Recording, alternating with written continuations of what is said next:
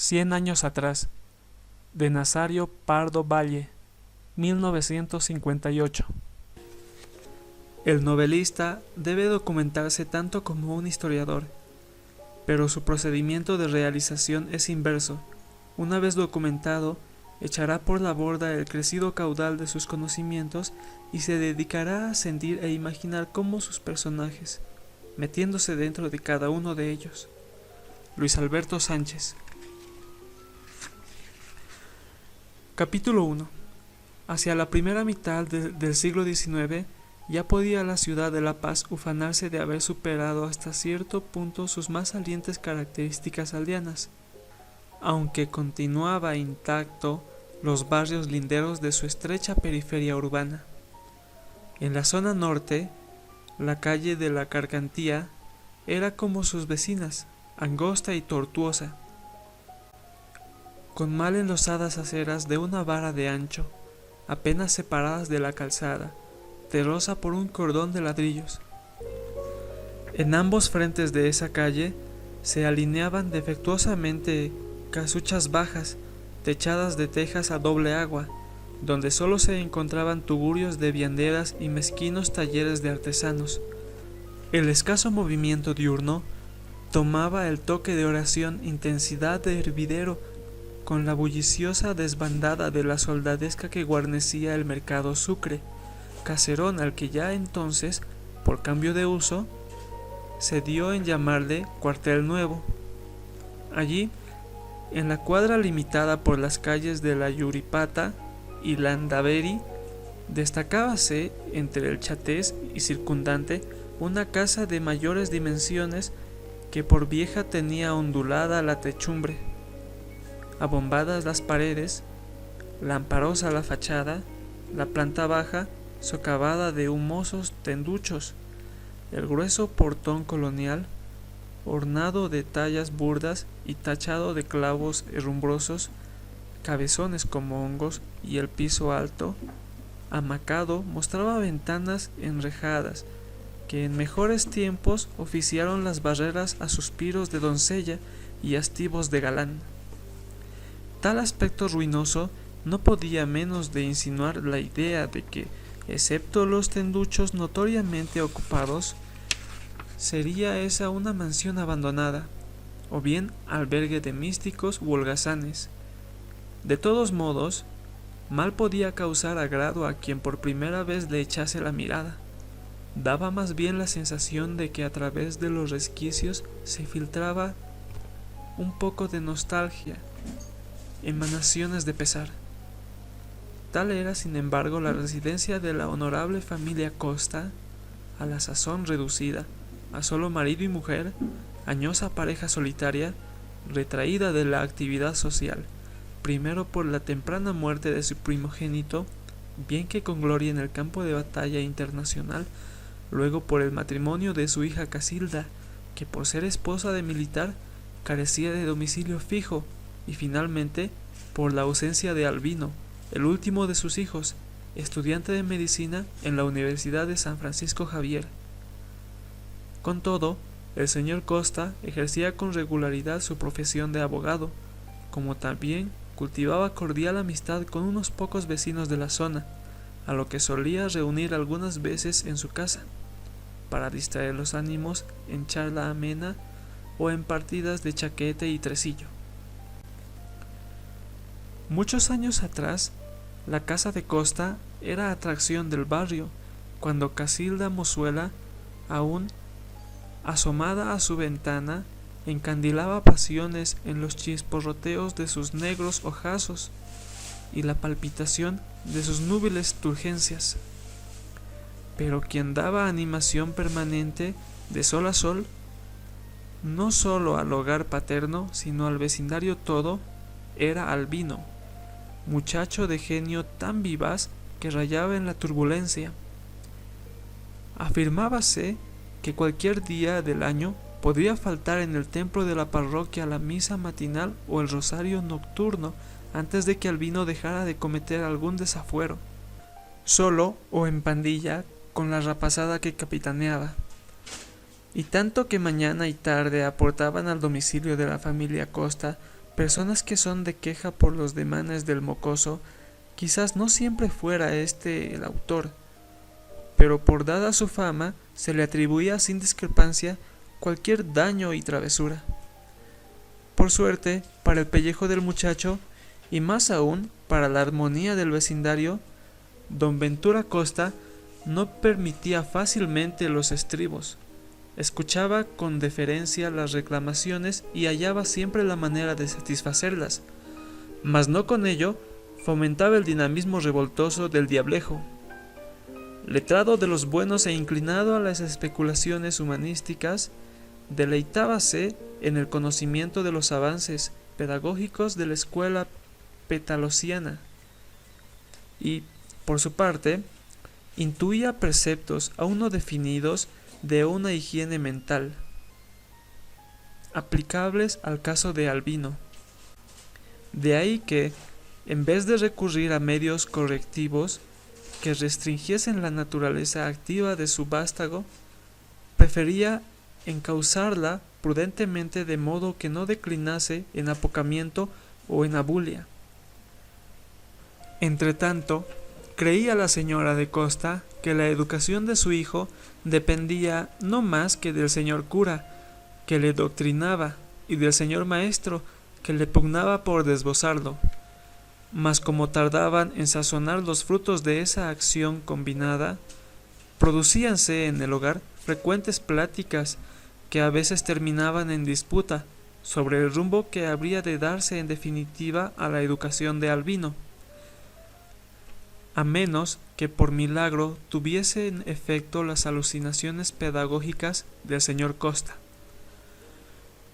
Con el transcurso de los años y el consiguiente desarrollo físico y mental del muchacho, cumplíanse aparentemente las previsiones paternas, pues que el pequeño pandillero de Otora daba muestras de haber desbravado sus impulsos y mejorado de hábitos, aunque no obtuvo progresos visibles como estudiante del seminario, excepto en la asignatura de gramática latina, gracias a la eficaz ayuda del jurista, que al menos así quería contribuir a la formación intelectual de Albino, encaminarle por las sendas del derecho y de oyente lograr para el Foro Nacional un jurisconsultor de corte romano. El sazón que obtuvo Albino, el grado de bachiller, funcionaba en Sucre, con sujeción a la reforma universitaria, 5 facultades, la de teología, de derecho y ciencias políticas, de medicina, de ciencias matemáticas y físicas, y de humanidades y filosofía. Cierto que la predicha reforma abrió más amplios horizontes a la juventud estudiosa, pero ésta, en fuerza de la tradición, mantenía su preferencia por el derecho y la teología. Entretanto, los mozos de genio aventurero no necesitaban quemarse las pestañas para hacer rápida carrera militar, pues que les bastaba darse de alta en un cuartel. Mejor aún, si conseguían ingresar en calidad de soldado distinguido o excepcionalmente como caballero cadete. Los jóvenes de mejor juicio solían dedicarse al negocio de la cascarilla o el horneo de las minas. La artesanía quedaba para los cholos, la agricultura para los indios, y del trabajo de estos medraban los caballeros. En ese estado, los esposos Costa aún no habían decidido nada acerca de la carrera que había de seguir el bachiller, cuya voluntad o vocación, de acuerdo a la costumbre, no le había para qué consultar.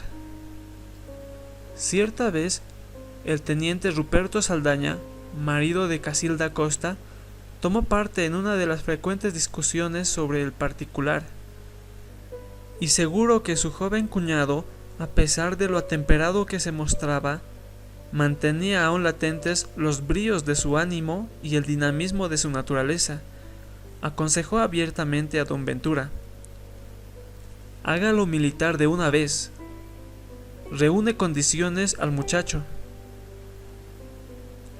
Antes sí que reunía, Ahora ya está muy corregido, le respondió con irónico tonillo.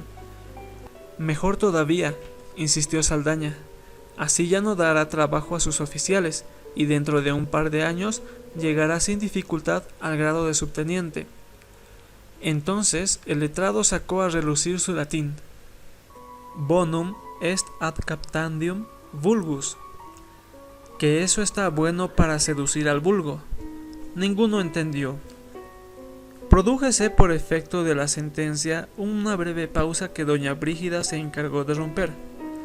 Yo sostengo lo que he dicho siempre. Mi hijo tiene que ser médico y nadie me va a persuadir de lo contrario. Abunda tanto abogado y los militares que incluso ya los tenemos en la familia. Quod capita tot sensus, exclamó el latinista. Aquí hay tantos pareceres como cabezas. Sin embargo, no hay quien pueda sostener que en la historia de Bolivia figura médico alguno que haya dado el brillo y la gloria que le dieron los doctores de Chuquisaca, que en su tiempo fueron lumbreras de saber y paladines de la libertad. Por primera vez intervino Casilda en esta controversia. Ambas opiniones tienen bastante fundamento, incluso la del Ruperto es atendible, mas ¿por qué no dejamos que mi hermano decida sobre su propio porvenir?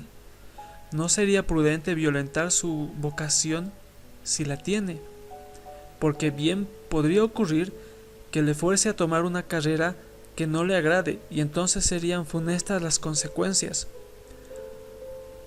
Unos de grado y otros con regaños le dieron la razón a Casilda.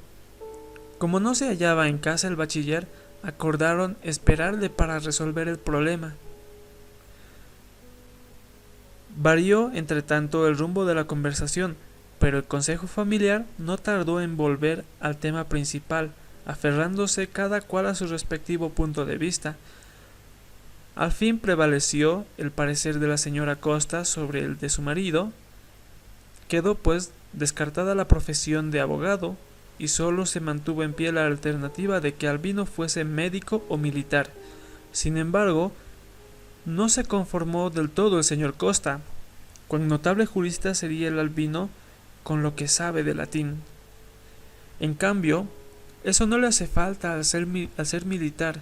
El latín está de más en el cuartel, anotó Saldaña. Ya lo sé, y creo habérselo dicho alguna vez, repuso el abogado. Allí todo está de más, excepto la audacia. Menos mal que el latín le será muy útil en el estudio de la ciencia médica. En esto se presentó el bachiller, cuya edad frisaba en los 20 años, de talla más que mediana y constitución robusta, fisionomía agradable y mirada firme. Por sus modales circunspectos, daba la impresión de haber entrado prematuramente en el campo de la seriedad propia de los hombres adultos. Era esto, sin duda, uno de los efectos psicológicos del grado preuniversitario que había alcanzado. Si bien agradó su oportuna presencia, no dejó de causar cierta ansiedad en la decisión que iba a pronunciar. Después de los saludos y algunas trivialidades de manera de preámbulo, le abordó su padre.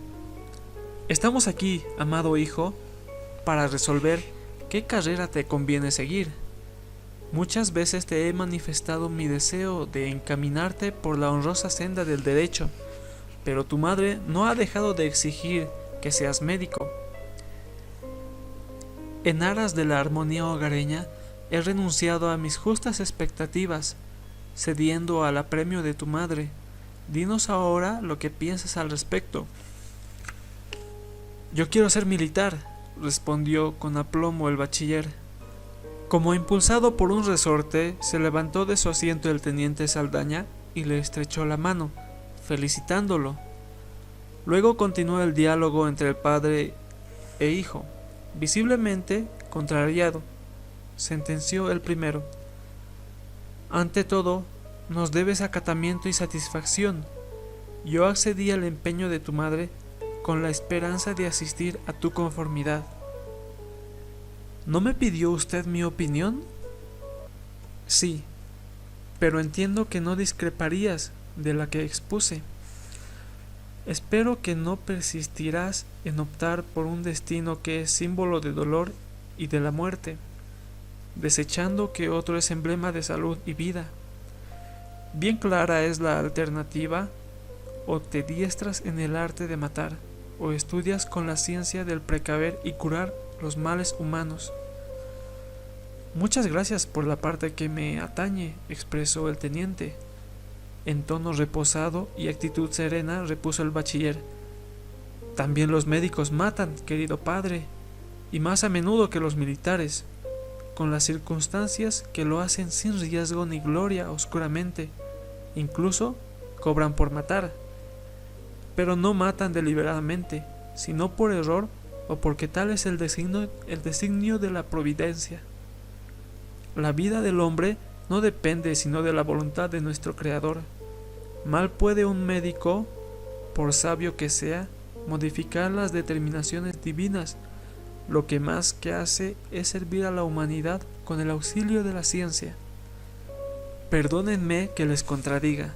Si fuera como acaba usted de manifestar, los médicos estarían de más. Bastaría que los pacientes se acogiesen a la voluntad sobrenatural o a la simple acción de la naturaleza.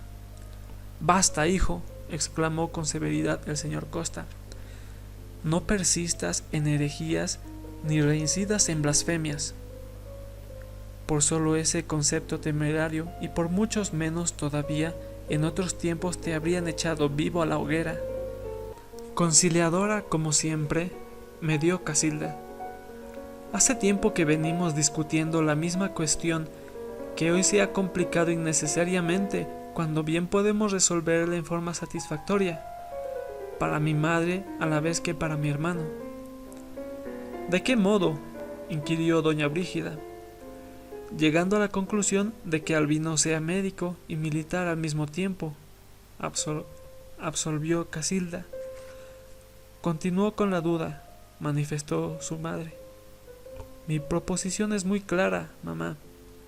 Albino ejercería la medicina al servicio del ejército, explicó la mediadora. Participando de ambas profesiones, satisfaría el deseo de usted a la vez que el suyo propio. Tenemos a la vista varios ejemplos. Apoyó Saldaña al criterio de su esposa. Casilda está en lo cierto. Creo que esa es la solución, porque de entrada los médicos castrenses asimilan el grado de capitán y gozan de las mismas prerrogativas que los militares de carrera. Si es así, me conformo, declaró doña Brígida. Se puso de pie don Ventura y dijo a su señora: Fiat voluntas tua sicut in terra et infernum. Si no has entendido, que se te haga tu voluntad, así en la tierra como en el infierno. ¿Y tú, qué dices, Albino?, le preguntó su hermana. Que lo pensaré esta noche. Con esto quedó disuelto el consejo de la familia y la solución diferida para el día siguiente. Poco tuvo que pensar esa noche el joven bachiller.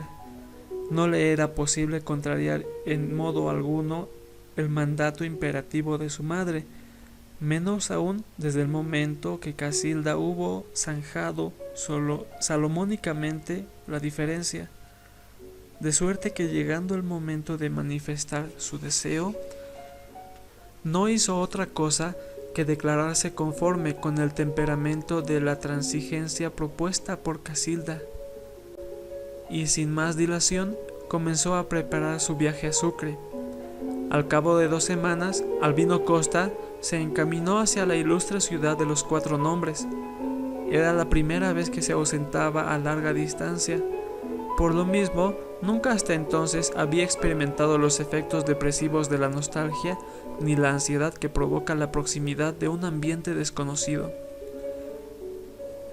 En compañía del arriero encargado de conducirlo, atravesó primero, en muchos días cuya cuenta perdió, los extensos yermos de la meseta andina, sus pétreos paisajes y desolados panoramas en cuyos confines señorean nevadas eminencias, donde se incuban tempestades que dan a la altipampa caracteres de infierno frío, en donde todo es huraño y desapacible, tanto que las aves graznan en vez de cantar, y donde la ausencia de flores permite la medra de purgentes abrojos. Pero también en esas alturas que atalayan el mundo y en los latos aledaños del mar indígena que es el Titicaca, encuéntrase animadas las especies de características exclusivas que atemperan la osquedad del medio físico. Tal es la llamativa altiva y es la esbelta vicuña, atibazada por la cauta vizcacha y la chinchilla sedeña. Por fin, después de muchos días, Albino Costa y su acompañante cesan de caminar por tales parajes, dejan atrás la áspera puna, el azote de las ventiscas y la opresión de los nevados. Ya entran en regiones benignas, donde el viajero respira con desahogo y la sangre lleva su influjo térmico a los tejidos inertes. Despiertan los ánimos, los cuerpos se confortan. Ahora las sierras circundantes estrechan la perspectiva, al tiempo que el paisaje cobra vida con los estivos a una flora que exhibe enclenques arbustales, para ofrecer luego ramosos molles y más tarde lozanos algarrobos. Es entonces cuando se abren a despecho de las sierras vistosos valles de aliento tibio y dorados relieves, de mansos arroyos y sedientes praderas, donde el sol, aire y suelo riman a diario el permanente poema de la vida plácida, del trabajo llevadero y el esfuerzo fecundo de los labriegos, que entrañan sus esperanzas en el verdor de los sembrados, o pastores que se concentran en sus afanes en el aumento de sus rebaños.